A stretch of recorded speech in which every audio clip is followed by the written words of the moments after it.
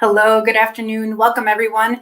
Thank you for joining us for today's town hall on campus updates around COVID-19 and vaccine distribution at UW-Madison. I'm Marlena Holden, Director of Communications and Marketing for University Health Services. I'm also an alumna of UW-Madison, and it's great to work where I once went to school. I'm excited to be leading today's conversation with our panelists. You can find links for interpretation listed in the event description below this video. Captioning will be available in about 1 day. This is the second of 2 town halls, and we hope the information shared today will answer most of your questions, provide clarity about updated vaccine plans on campus, what to expect once you've been vaccinated, and where to go for additional information about the vaccine. A link to our first town hall is in the event description below. Now I'd like to introduce our panelists. All 3 represent a much larger team of people who have been helping us develop the university's COVID-19 response plan and think through the many details involved with this effort. First, we have Dr. Devlin Cole, a preventive medicine resident at University Health Services. Dr. Cole works with UHS and our state partners to help lead COVID-19 vaccine strategy and planning. We also have Carol Griggs, Director of Operations at UHS. Carol works on the daily aspects of campus's testing strategy and vaccine distribution. And finally, we have Dr. Ajay Sethi, Associate Professor of Population Health Sciences. Dr. Sethi is on numerous campus-wide COVID-19 planning committees and works with UW Hospital and clinics on data projections and research around COVID-19 and other infectious diseases. So happy to have all 3 of you here. Thank you. To get started, just an update about where we are with vaccines. UW-Madison started to vaccinate eligible people on January 5th, and to date, we've provided more than 10,000 vaccines. This includes both first and second doses. All vaccinations are taking place at the Nicholas Recreation Center. We thank our partners at Recreation and Wellbeing for sharing their space with us. As a reminder, our McBurney Disability Resource Center is providing interpretation via the links listed below the video. I want to get started with a question for Dr. Cole and the question on most people's minds. Dr. Cole, what updates do we have about when UW-Madison employees and students can get a vaccine? This is a big week. What a great week to have scheduled a town hall. So thank you for your forethought, Marlena. I'm sure the dates that are on everybody's mind are March 22nd, which is when the state of Wisconsin is now going to include people 16 and over with high-risk medical conditions. And then everybody knows President Biden announced that May 1, all adults 16 and over will be eligible across the country. So the vaccines are unfortunately still in short supply, even though we are scaling up and having more and more across the United States available. But with bigger and bigger populations that are now becoming eligible, we still do have a lot more demand than we do have supply. So prioritizations are still in effect, especially from DHS, that we are following. And being eligible in the state of Wisconsin doesn't necessarily mean that we personally at UHS have enough vaccine to meet the demand that's on our campus. Although we are still getting small supplies, we are not the only game in town. So there are definitely other options as well. Dr. Cole, can you please speak a little bit more to the March 22nd and March 1st dates? A little bit more about how eligibility is opening faster than availability. So why is there a wait? Yes. So for example, like this next week, we just found out on Tuesday that we can open our appointments on Wednesday, and we're getting 600 doses. So that's actually fairly typical. There are over 1,000 vaccinating entities across the state of Wisconsin. So not every week are we going to have a large amount. And we will open the vaccine appointment scheduling to eligible populations when your population is eligible. So on March 22nd, if you have a high-risk medical condition, you will be able to schedule an appointment if we have one here available. But you can also look for Public Health Madison-Dane County. You can look at UW Health or other large hospital organizations that are nearby. Or you can also explore the Retail Pharmacy Partnership, which is actually a federally associated partnership. So they get their vaccines directly from the federal source, which is a little different than ours. But I do want to emphasize, if you get a vaccine outside of the UHS system, be sure you get your second dose at that same location. I know it's kind of hard to imagine because it's a lot of flux right now, but vaccines are still being sent, Pfizer and Moderna. Johnson & Johnson's 1 dose, so you don't have to worry about it. But Pfizer and Moderna are still being sent in pairs 3 or 4 weeks later. So you need to go back to the same location because all of the vaccines that we get here are also in a first dose, second dose pair. So we really don't have a whole lot of flexibility to just be giving out single doses. And single doses of a 2-dose series can actually affect someone else's chances of getting access to vaccine here. Thank you, Dr. Cole. I think you're speaking to a theme that we're going to talk about this hour, which is please get a vaccine where one is available. So we don't want folks to wait if there's something available. We encourage you to go get vaccinated. I'd like to ask you a few more questions about this latest round of eligibility. Age has changed and a couple of other medical conditions. Can you please speak to that? Yes, so Pfizer is down to 16 and over. Moderna trials, as I'll talk about ongoing, are looking at younger data, but we still don't have it with the emergency use authorization. But for 16 and over with high-risk medical conditions, as of Monday, you will be eligible in the state of Wisconsin. And those are going to be conditions, first of all, you can go to the DHS website and they have them all listed, which is great. But they're going to be very common conditions like asthma, pregnancy, immune-compromised individuals, people with cancer and diabetes, and even a BMI of 25 or higher. So even in that overweight category, all the way up through obese. So lots and lots of people will become eligible on Monday.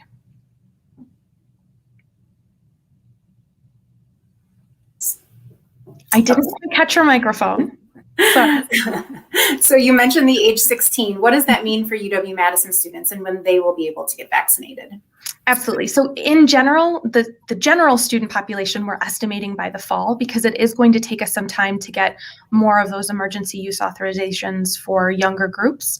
But there are actually members of the student population on campus who have already become eligible because of teaching or other kinds of factors that they have on campus and factors that they may have off campus. So again, if you fall into that population, and you're a student, you can absolutely look either here, or if we don't have the ability to accommodate here, but you are eligible in the state of Wisconsin, you can continue to look at, I've heard people get it from Walgreens and from the Kroger brands and Public Health, Madison-Dane County, lots of places. Great. Thank you, Dr. Cole. I'm going to turn to Carol for the next group of questions. Carol, we've recently changed the process for scheduling a vaccine appointment. I want to make sure everyone has the most up-to-date information. Can you please tell us how will people be informed when they're eligible to schedule a vaccine appointment? Yeah, absolutely. So similar to what Dr. Cole just stated, eligibility is actually driven by the state. And so that's not something that's necessarily decided or determined in any kind of way by us at UHS. And so previously, prior to Monday, all of our efforts with regards to notifying individuals that not only do they have eligibility in the state, but that we actually have appointments available for them was all done via email. This week, we did transition to a new process. Part of the reason that we transitioned to this new process was to try to make it a little bit more easier for folks to log in and kind of see their eligibility, but also navigate to appointments if they're available. What this does is it allows us to have a little bit more fluidity as the state updates their eligibility criteria. And so as was already stated on Monday, March the 22nd, the folks that have an underlying health condition are going to be eligible. With that said, we've already prepped everything in our My UHS portal so that if you log in, you'll see that as an option to actually select. And from there, you can actually navigate on to the appointment scheduler.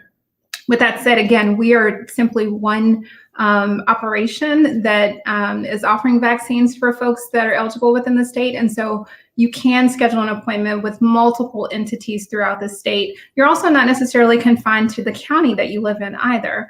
And so you can very much so seek vaccines anywhere within the state. To navigate to the My UHS portal, you can go through Google and just look up UW-Madison My UHS.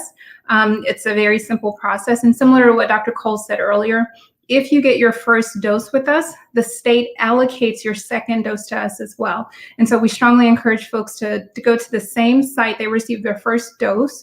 And so if you got that with us, come back to us on the appropriate schedule so that you can receive your second dose to round out your vaccination. Thank you, Carol. And the address for My UHS is myuhs.uhs.edu. UW.wisc.edu. Anyone who works at UW-Madison, whether you're an employee, a student, you do have an account with My UHS. So just log in and the process will walk you through there. I'm also really grateful to UHS, PHMDC, Public Health Madison and Dane County, and SSM for providing our campus community with vaccinations. And if you're someone who's had an opportunity to already be vaccinated, I really encourage you to tell your friends and family your why, your reason for being vaccinated. I'm going to turn to Dr. Sethi to talk a little bit more about how we can talk to our friends and family about COVID-19 vaccines. Dr. Sethi, sometimes we hear from our friends or family or the media that people are unsure if they want to get a vaccine. How can we talk to somebody about those concerns? That's a great question, Marlena. And, I don't think there isn't a one-size-fits-all approach to these conversations. And, every relationship is different. First, it's always important that we encourage people who are on the fence to talk to their doctor about the vaccine. But if someone does approach us, I'd start by finding out about their thought process and reasoning. I do more listening than talking. And I just sort of keep asking questions and be open-minded. People's concerns are wide-ranging. And if the concern is related to needle phobia or the fear of side effects, I would let them know that their concerns are very natural to have. And if their concerns are something that I just can't wrap my head around, I know that I could at least say, I feel the stress in your voice or something like that. And maybe we can picture ourselves talking to a parent or a grandparent, about like their smoking, for example, and, you would like to see them quit. How would we talk to them, with love and kindness? Being confrontational and having a conversation that devolves into an argument is just not going to benefit anyone. Thank you. That's very helpful information and advice. So the timeline of the vaccine frequently comes up, and some people feel the process was rushed. What would you say to that? Yeah, I try to remind people that our perception of the timeline is based on what we hear in the news, and the news was not covering the decades of science that led up to having the vaccines we have now. Also, the Food and Drug Administration, scientists, manufacturers, they all worked really hard to cut the red tape in the process, but without harming the scientific steps. I also think, having a comparison is helpful. So Russia, for example, took a very different approach. They developed a vaccine, they called it Sputnik 5, and they actually began vaccinating people before completing the clinical trials. And the results were just recently published, and they were very lucky. The vaccine was found to be safe and effective. Russia took a gamble. It paid off, but deploying the vaccine before carrying out the necessary clinical trials, did cause some skepticism that lingers in that country. And our government did the opposite. We trusted the established FDA process, and confidence in the vaccine among Americans keeps growing. Great, thank you. I know at the first town hall you spoke a little bit to how the history of the mRNA vaccine comes from the 1990s at UW-Madison. So it's great that we have those decades of research behind us. So what are some other concerns that you've heard people express around the vaccine? Yeah, there are a lot of myths that still float out there, which is unfortunate. But there are also a lot of myth-busting websites too. UW Health, our UW Health has one that I find pretty good. I'll say this though, there's some recent national data that came out showing that some people in whom you would expect higher rates of vaccination actually have lower uptake so far. And that's employees of skilled nursing facilities, nursing homes. And again, reasons are wide-ranging, but sometimes when someone sees a lot of COVID illness around them, a lot of death, and that is what happened in nursing homes, more than any other place in the country last year, you can come out of that, maybe never having tested positive, and you might develop this sort of false sense of optimism that somehow you have what it takes to avoid infection.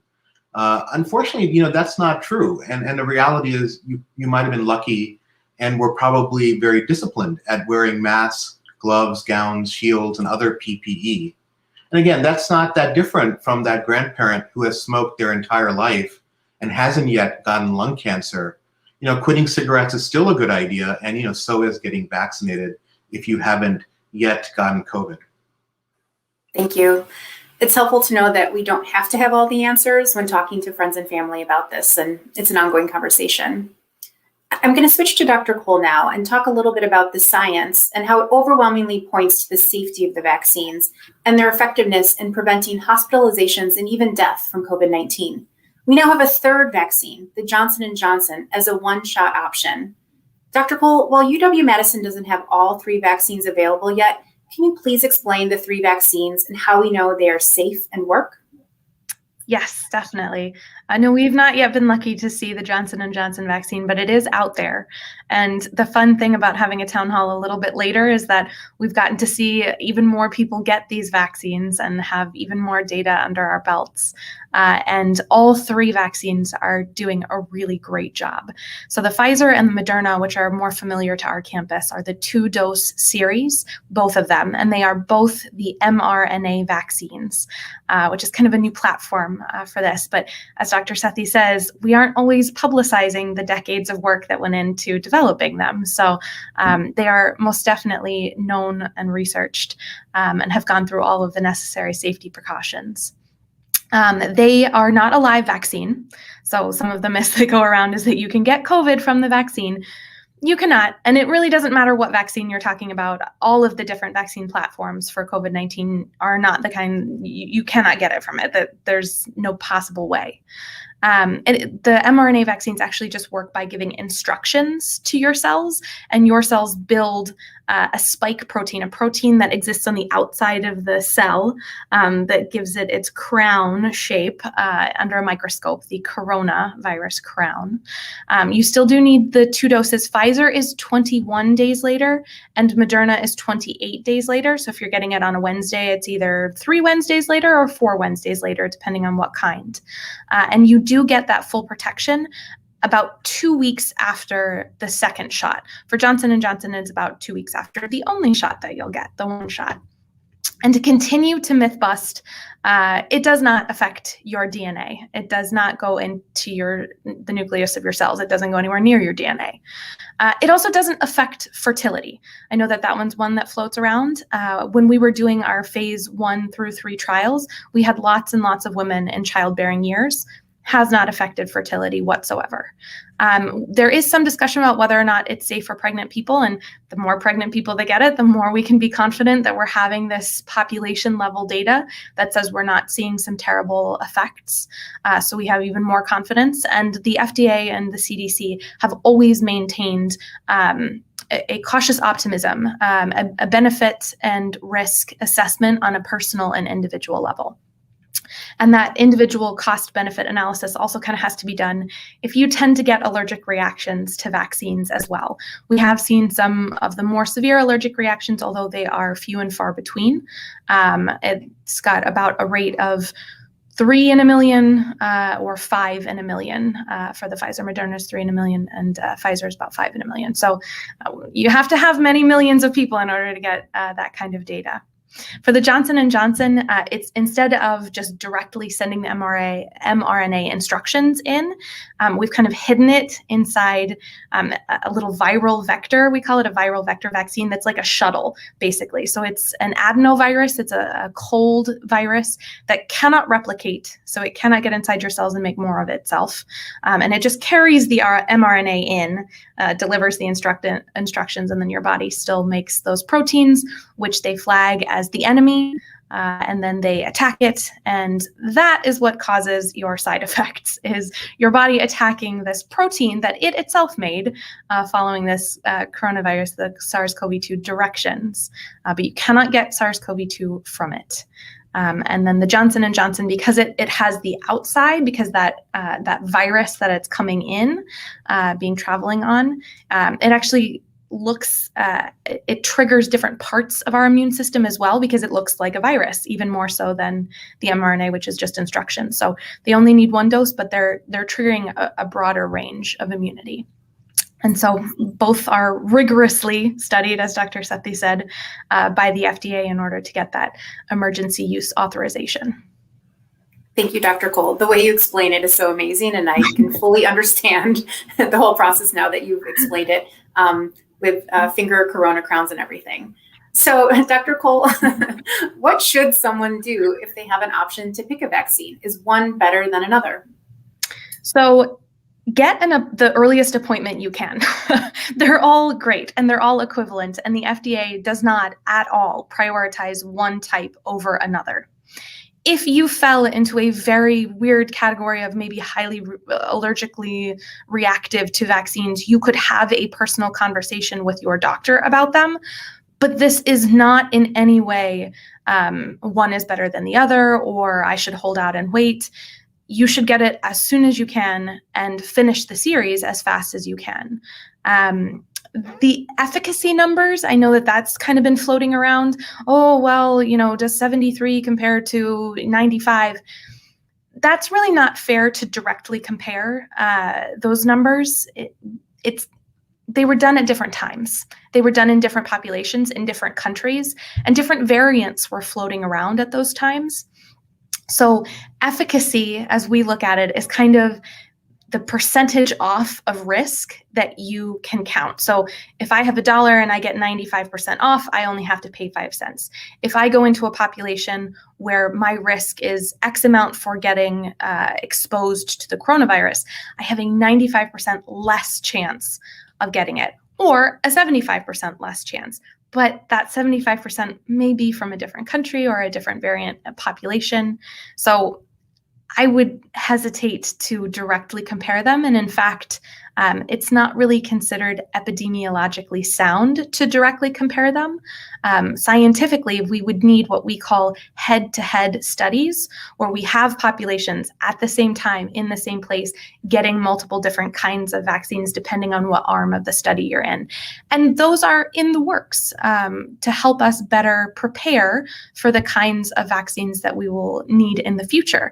Because even if all of our population gets the vaccine, this is still going to be hanging around. We still need to keep preparing for when our immune systems begin to wane. Thank you, Dr. Cole. This has been so interesting to listen and see the changes even from 2 weeks ago when we did our first town hall.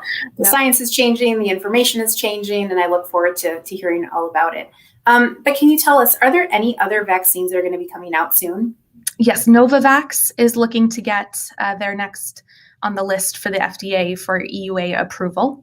And we don't have any word on any other platforms, but there are still other platforms around the world that could come under FDA scrutiny in the future.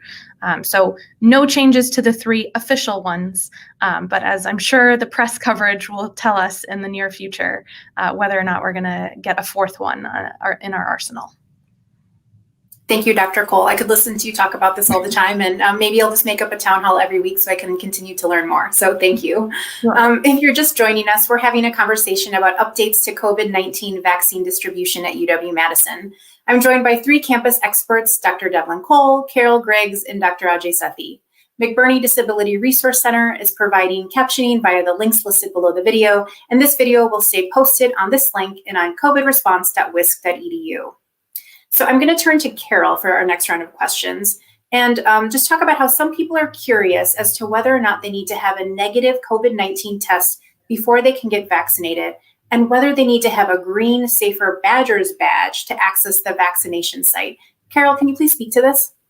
Yeah, absolutely. And so the easy answer is no.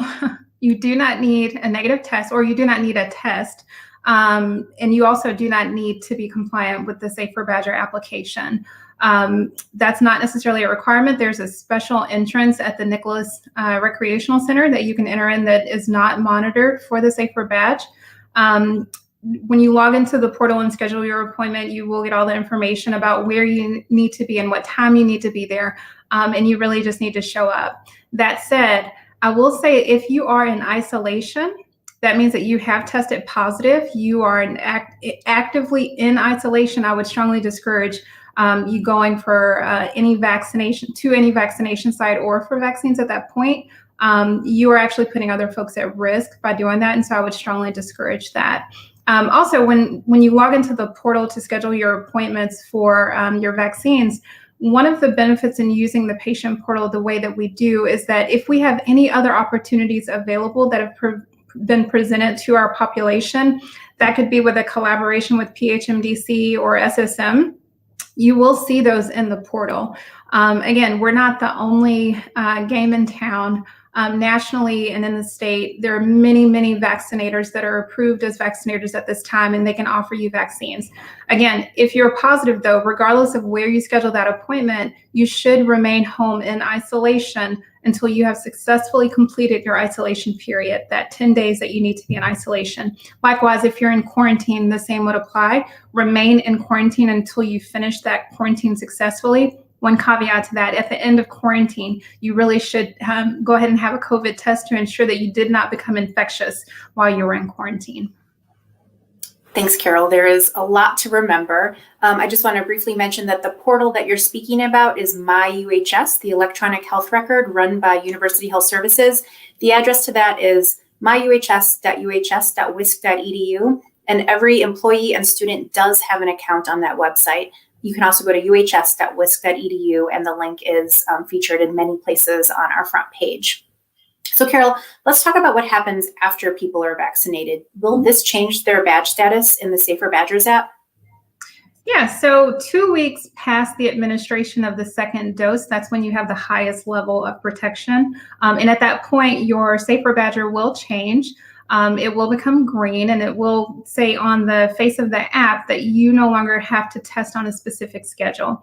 Now, the only time that you'll see this change is if UHS 1 gave you the vaccine, or 2, you submitted documentation to UHS indicating that you have been fully vaccinated. For that, we would need official documentation. You can retrieve that from the Wisconsin Immunization Registry. You can also receive that from the organization that vaccinated you. But we would have to have official documentation that you received that. And then after that point, again, 2 weeks beyond the administration of that second dose, your Safer Badger app will change. That said, in the message on the app, even though you no longer have to test on a schedule, you are strongly encouraged to test if, one, you develop symptoms that are consistent with SARS-CoV-2, or if you have an exposure that you're overly concerned about. And that would be more so a prolonged exposure. If you had a household contact, for example, there's still benefits in you testing at that point. But there is no requirement for testing in surveillance testing, that is, once you've received the vaccines and are 2 weeks beyond that final dose. Great, thank you. And we also want to remind people that you do not need to upload your vaccine records if you were vaccinated by UHS. We will already have records of that. And Carol, I think in a little bit, we're going to ask you some more information about how to upload vaccine records from outside locations. But I want to talk a little bit about how we're helping our employees. UW-Madison has a variety of employees performing different and very important roles, many of whom work second and third shift. Carol, can you please speak to what UW is doing to ensure that these employees are being provided vaccine appointments? Yeah, absolutely. So we have a team of professionals that on a weekly basis are really working to ensure that our clinics are organized in such a way that are beneficial for all of the populations that we have at UW-Madison. That said, the second and third shift workers need specialty clinics that are going to be housed during hours that are beneficial for them. We are currently working on planning that process out. Right now, our goal is to have clinics available the week of March the 29th. That is our goal.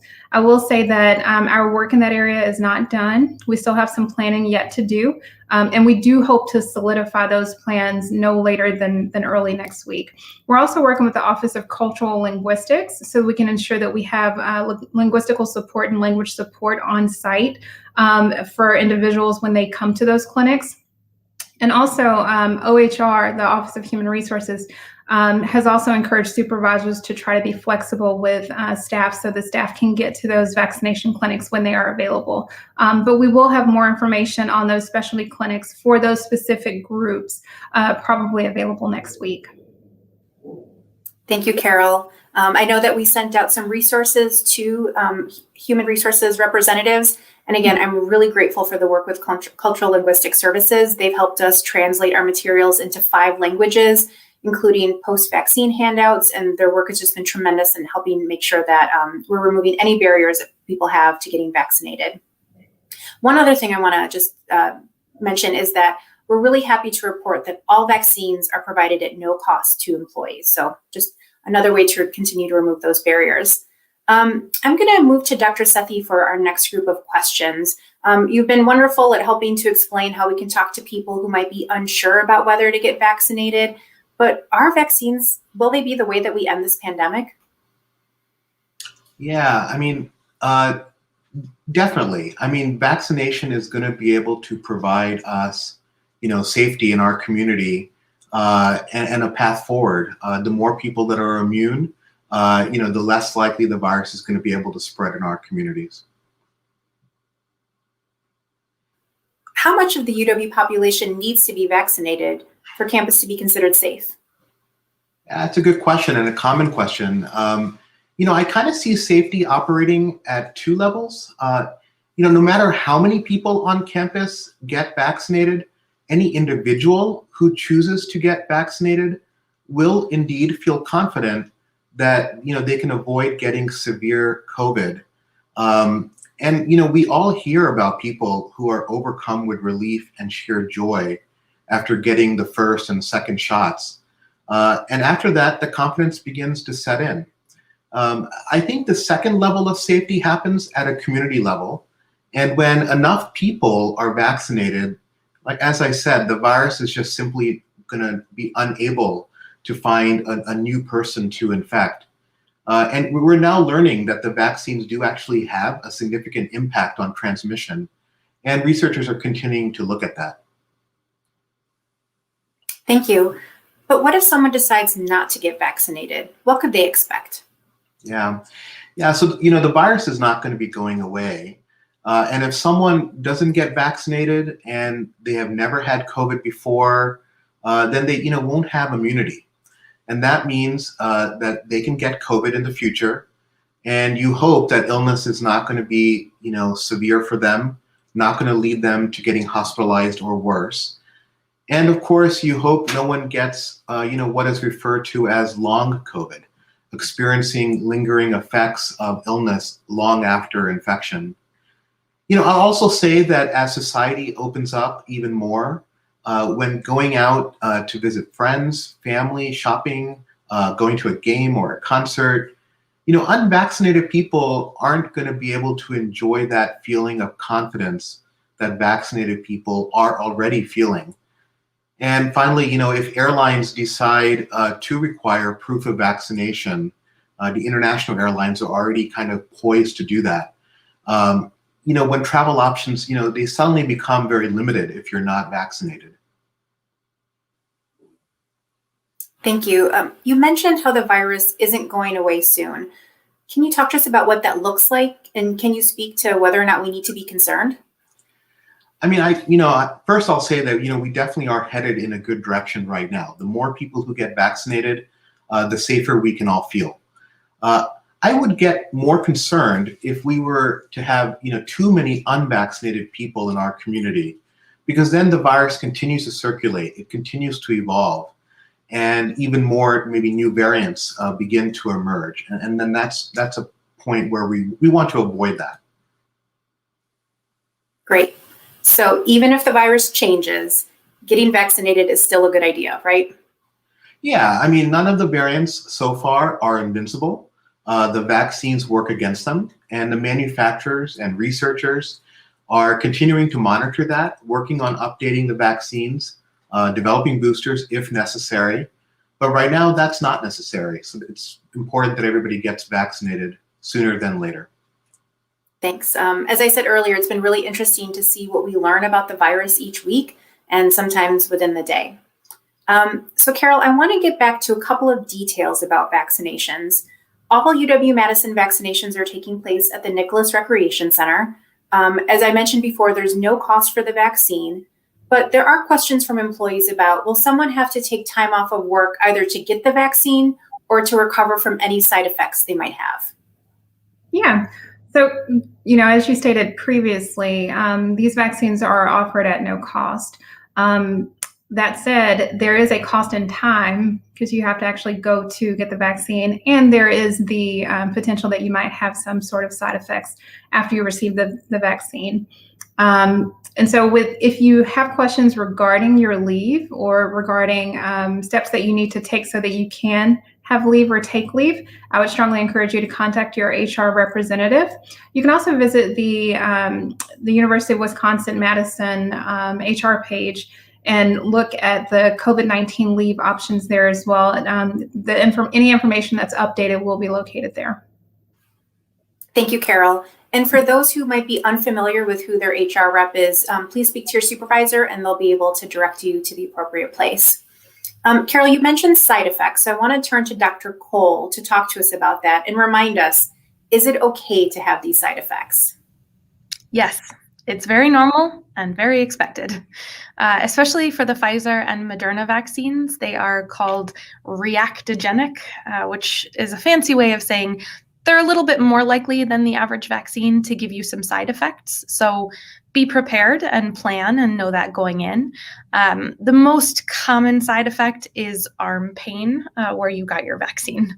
About 3/4 of people had that. So I would definitely prepare that. Although, as I tell everybody that gets it, keep moving your arm. Getting blood flow to your arm actually helps. So don't baby your arm, actually move it. And about 1 in 3 people will feel tired. 1 in 3 people may have a headache. The aches and pains are probably 1 in 5 people, so even less frequent.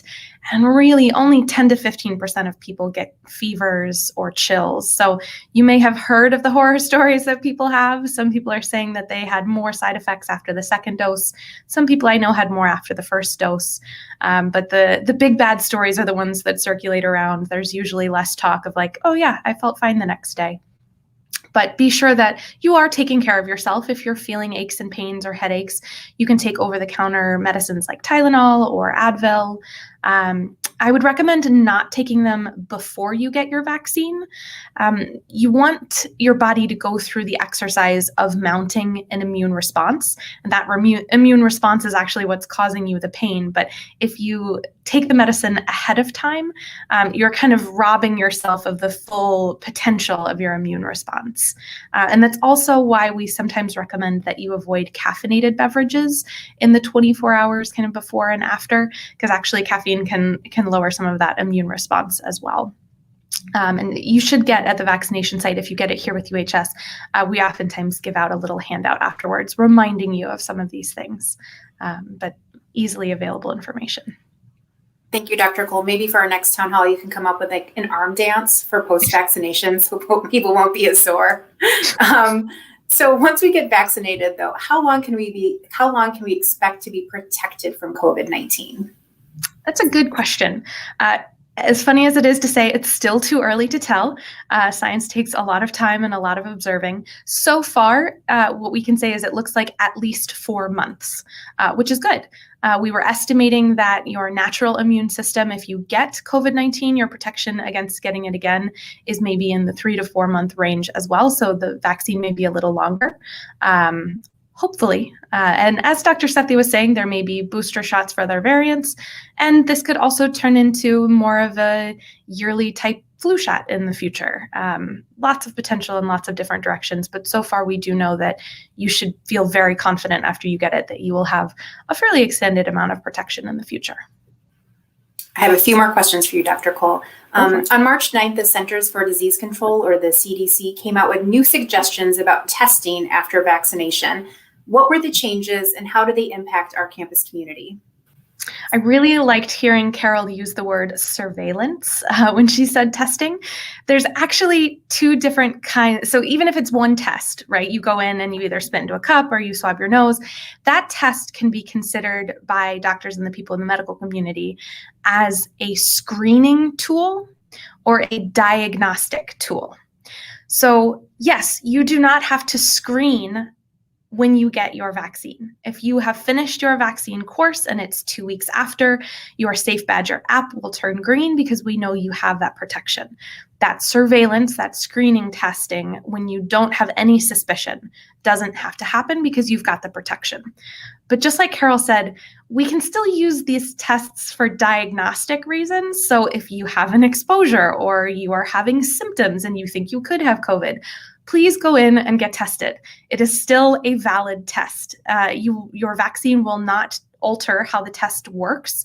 So if you have been vaccinated and you get a positive test, that is real. You were either exposed before you got the vaccine, or you're one of the unlucky few that even though your risk went down 95% or 75%, whatever it is, that you still were in that population that got the vaccine and still got sick.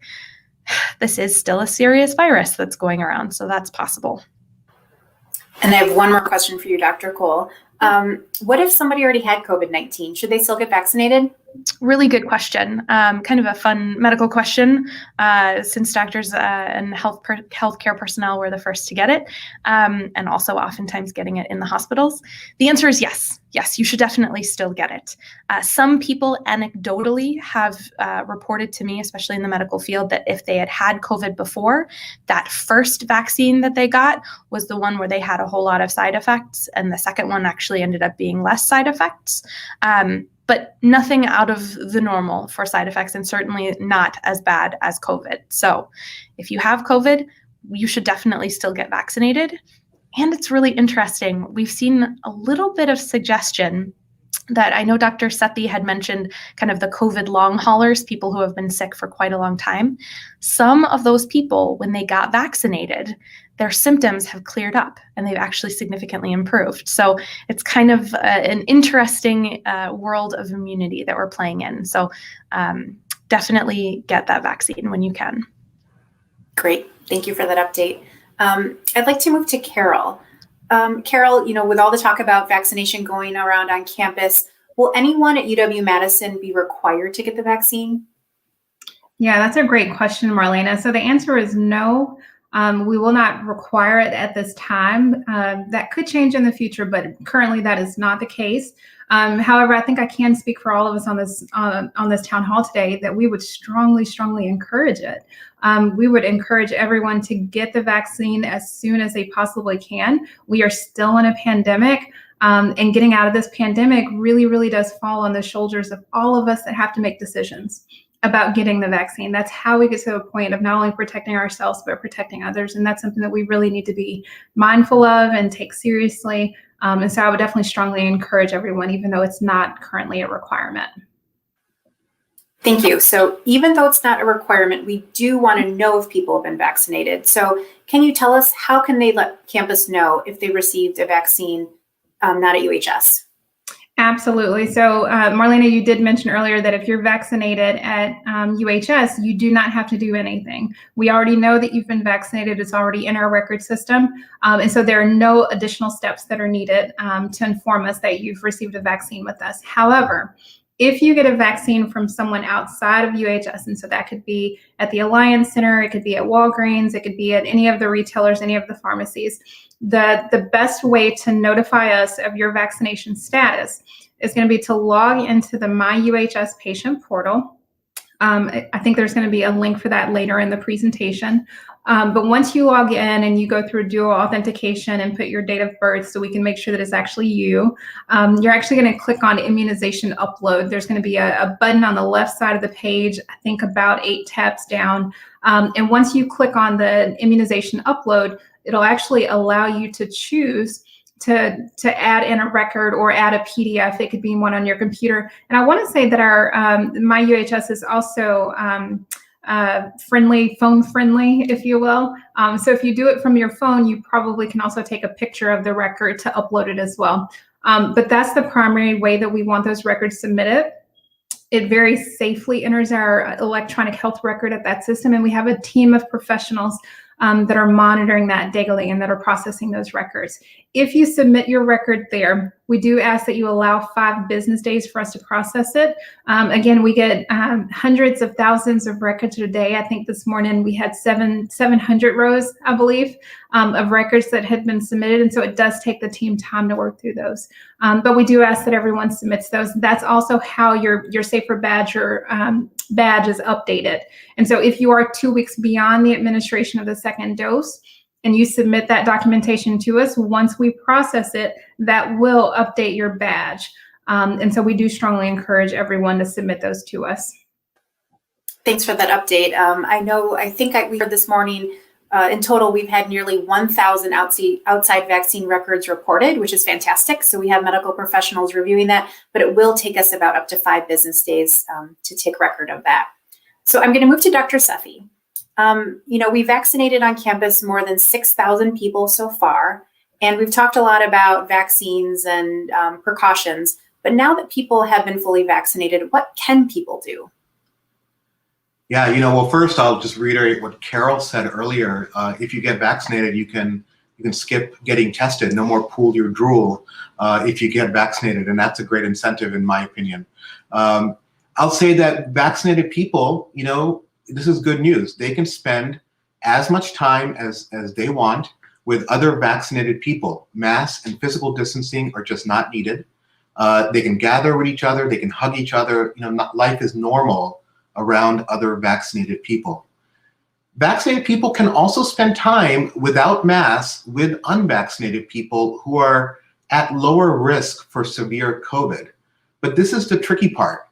Underlying conditions are exactly that. They're underlying. And no one should make assumptions about someone else's health based on what we see or think we know about them. Health is very personal. And if someone is unvaccinated, I think it's important that we let them decide their comfort level with spending time with us if we're vaccinated. And, also when you're out and about town, vaccinated people, must continue to wear masks and practice physical distancing. As long as the virus continues to circulate, which is at a high level right now in Wisconsin, it's important that everyone, vaccinated or not, reduce its spread. At this point, only 1 in 8 people in Wisconsin is fully vaccinated. There are a lot of people out there with zero immunity to the virus. And remember that children less than 16 years of age are unable to get vaccinated right now. Thank you. You keep answering our popular questions about hugging. So, at the first town hall, it was when can people hug their grandparents? And now you talked more about how we can start to return to normal. So even though we need to be cautious, it sounds like things are starting to look fairly good. In recent weeks, many school districts open their doors to students or have plans to do so. Dr. Sethi and then Dr. Colt, can you please speak to us about any concerns you might have about children being back in school? Yeah, I would like to hear Dr. Colt's thoughts on this, but I can offer this idea. I imagine there can be an underestimated sort of emotional adjustment to sending your kids back to school, especially for a family who has lost someone to COVID or has had family members experience severe illness. But when the proper precautions are taken, in-person school can operate safely. If all the adults are vaccinated in a home, they can feel confident that their household will avoid any severe COVID illness. And if community spread were to increase, if cases were to surge, certainly public health will act and things can change. But for now, it is safe to have school be in person.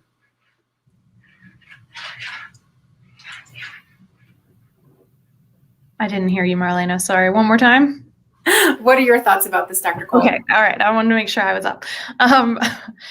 So the scientific approach, as it has been since the beginning of this pandemic, is risk versus benefit.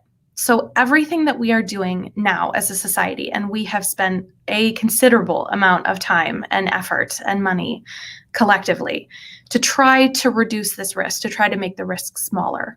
And we know the benefit of school. We know what it is like to have kids interacting with other kids, even if it's not going to look exactly the same as what school has looked like in the past.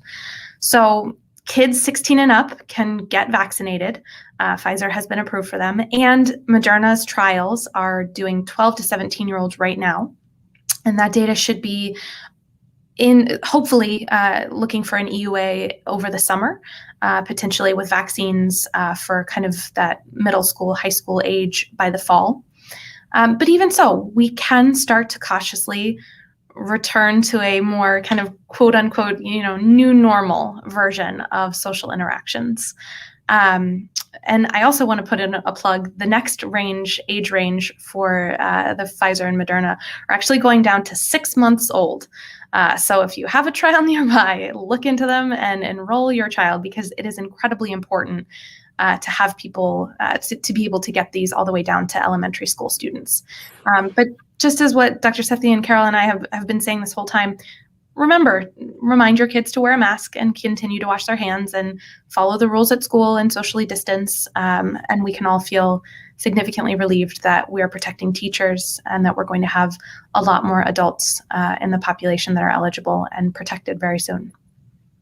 Thank you. I can say as a parent, I am thankful for teachers getting vaccinated and welcoming children back to in-person learning. Don't know if the students feel that way, but I think there are a lot of parents in the nearby communities who are excited about this next step.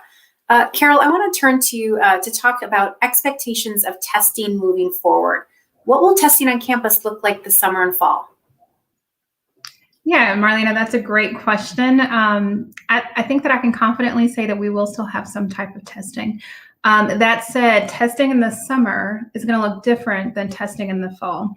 In the summer, we still will have individuals who are not vaccinated. And so those are individuals that, referring back to the vernacular that Dr. Cole used, those are individuals that are still going to need to engage in screening testing or surveillance testing. We still want to monitor anyone that's unvaccinated to ensure that, one, they haven't contracted the virus, and then two, that we can identify folks that are their close contacts who have also not been vaccinated. We need people to enter isolation, and we still need people to enter quarantine. And the reason for that, similar to what Dr. Sethi said earlier, is that we do have variants that are spreading. We do have these variants that are popping up, and we want to ensure that we can remove folks from the population that have tested positive, as well as any close contacts that they might have that haven't been vaccinated. In the summer, all individuals who've been vaccinated, again, will not need to engage in this surveillance testing. However, if you have symptoms or a concern, you still need to test. And so we will have testing available for that population. The fall, I think it's going to be a little different. By the time we get to that point, fingers crossed, I think we're all really, really hopeful that the manufacturers have been able to deliver a lot more vaccines so that anyone that wants to be vaccinated at that point would have had an opportunity to do so. That's how we get to the point where we have population and community health and protection. So we strongly encourage everyone to be vaccinated, but knowing that we are going to, one, have people that aren't vaccinated, and two, we still don't know where manufacturers are going to kind of fall out with how much they're providing, we still will have to have testing available. Even once we get to the point of the fall semester, and let's just say, hypothetically, that everyone at UW-Madison gets their vaccine. Everyone is 2 weeks beyond the second dose. Let's just say, hypothetically, that is the case, and I'm hopeful. We will still have to have COVID testing available. It's still a virus. We still have to have the access to testing for any virus that we have on campus or any virus that still is floating around. And so we will have some form of testing. It just won't be the same type of structure of testing. Thanks for that update. Things are changing so quickly on campus, and it feels like now they're really changing quickly. So the information we gave even 2 weeks ago at our first town hall is a little bit different. And I'm really excited for what campus is going to look like. I have one final question before we go to our closing comments. And this question is for Dr. Sethi. Carol talked about testing for summer and fall on campus, but can you talk about when you think campus will start to look normal, to use that word? Yeah, one, I definitely will pay attention to what Carol and others at UHS put out for communication regarding what campus will actually be like. As far as it being normal, I think so. But we have to take it 1 month at a time. And right now things are headed in a good direction. Spring commencement is scheduled. The more people who get vaccinated, the better. And we should continue to see hospitalizations and deaths decline in the state, and hopefully cases too. And I'm optimistic that there will be many backyard barbecues on 4th of July and surely by Labor Day. That's wonderful. I'd like to invite our panelists to give us some closing thoughts. I thank each of them for being with us today and answering some of these new questions. I know everyone has been working diligently to get vaccines out to our employees and students and to share as much information about vaccinations as possible. And to wrap things up, I'd invite each of you to leave our audience with a few final words. Carol, could you go first, please? Sure. I think that my parting words would be, if you have an opportunity to be vaccinated, take it. Don't delay. Don't wait on UHS to have an appointment. Again, we are just one game in the shop. There are vaccinators all throughout the state that will receive vaccines and will have appointments available weekly. And so get your vaccine as soon as you can. Again, it's not a requirement, it's a choice. But I truly, truly hope that your choice is not only to offer yourself protection and the protection of your family, but also the protection of our community. And so I strongly encourage you to get your vaccine as soon as you possibly can. Thanks, Carol. Dr. Cole, what about you? My message is that these vaccines are safe. It's not always a very glamorous message, and it's not always the one that travels like wildfire on social media, but these vaccines are safe. They have been tested, they have been looked at, they have been scrutinized, and we get the benefit of having them. Thank goodness. Thank goodness we were able to do this so quickly. Even though they are safe and we've gotten them, or you're in line to get them, please keep washing your hands and socially distancing and wearing masks. And if you do find out that somebody else around you is vaccinated, which is now a kind of a delicate question, so we can't, always assume. But when you do find out, go ahead and give them a hug. That's wonderful. And Dr. Sethi, closing words from you? Dr. Cole says the vaccines are safe, and I'll say, if you get vaccinated, you will then begin to feel safe, feel more confident being around others, especially other people who are vaccinated. And for me, that gives me hope. I'm looking forward to getting vaccinated, having a dinner party, doing some things that feel normal again. And I think we can all feel that by summer. And I think it's something to really look forward to. Thank you, all three of you. I really thank you for your time and your expertise. Just to let folks know, this link will remain active on this YouTube page and posted on the COVID-19 response website. Please continue to monitor the COVID-19 response website for the latest information and frequently asked questions, and your wisc.edu inbox for weekly updates from the Chancellor and your HR representative. This is also where you'll receive your invitations for more information. Please direct your questions to your Divisional Human Resources representative as well. We're doing everything we can to keep our community safe and healthy, and I thank all of you for your role in keeping campus running. Be well. Thanks.